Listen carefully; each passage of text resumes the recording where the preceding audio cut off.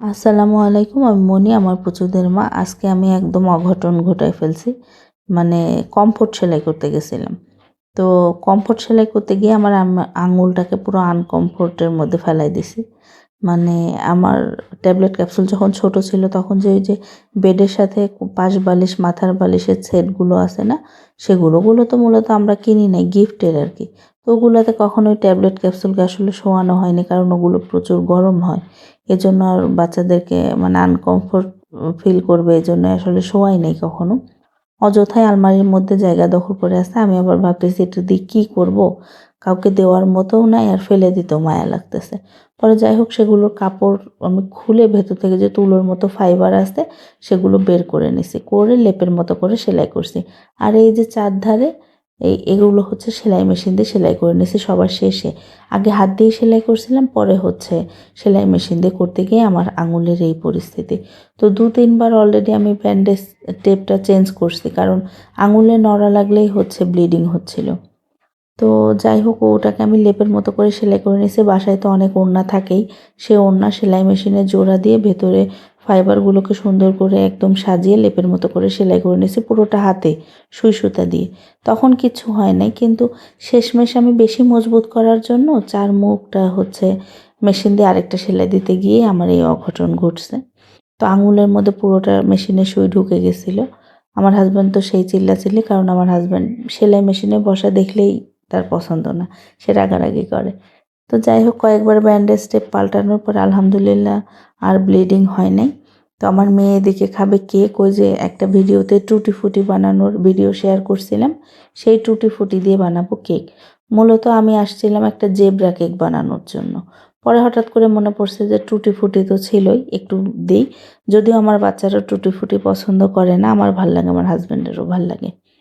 তো সেই জন্য জেব্রা কেক মানে পরে প্ল্যান চেঞ্জ করে টুটি ফুটি অ্যাড করছি। তো টুটি ফুটিগুলো প্রথমে ময়দার উপরে গড়িয়ে নিতে হবে, তা না হলে কেকের মধ্যে দিলে ওই কালারগুলো স্পেয়ার্ড হবে। একটার সাথে আরেকটা মিশে যেতে পারে, কালার কেকের অন্যরকম হতে পারে। এজন্যই আসলে ময়দার সাথে গড়িয়ে পরে হচ্ছে কেকের সাথে ব্যাটারের সাথে অ্যাড করতে হবে। তো আমি হচ্ছে এই সবগুলো কালারের টুটি ফুটি ময়দার মধ্যে দিয়ে এই যে রেডি করে নিছি। এখন হচ্ছে ওই যে কেকের ব্যাটারটা, একটা তো একদম সাদা রাখছি, আর একটা হাফ হাফ করে নিছিলাম। হাফের মধ্যে দিছি কফি পাউডার।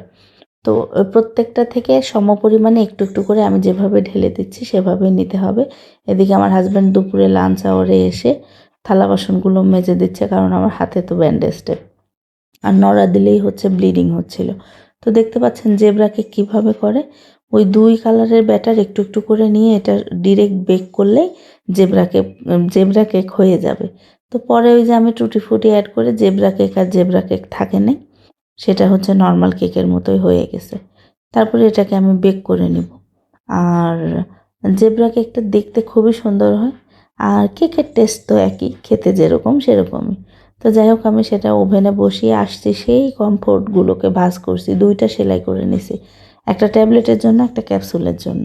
যাই হোক, সেগুলোতে তো ওরা শুতে পারে নাই। অ্যাটলিস্ট গায়ে দিয়ে যদি কমফোর্টের মতো ফিল নিতে পারে। তো তারপরে হচ্ছে ওই যে কমফোর্টগুলো আলমারিতে তুলে আসছিলাম, কেকটা বের করছি। আর এটা হচ্ছে মানে আমার বাসার এক অঘটন। এই যে দেখেন, ফ্লোরে একদম পানি দিয়ে পুরা ঘর ভেসে যাচ্ছে। যত কাপড়-চোপড় ছিল সবগুলো দিছি, কোনোটাতেই কাজ হচ্ছে না। একদম অনেক দূর পর্যন্ত পানি চলে আসছে। আর গত কয়েকদিন যাবত তো সেই মুষলধারে বৃষ্টি হচ্ছে। মানে একটু বন্ধ হচ্ছে, আবার বৃষ্টি, রোদের কোনো দেখা নেই।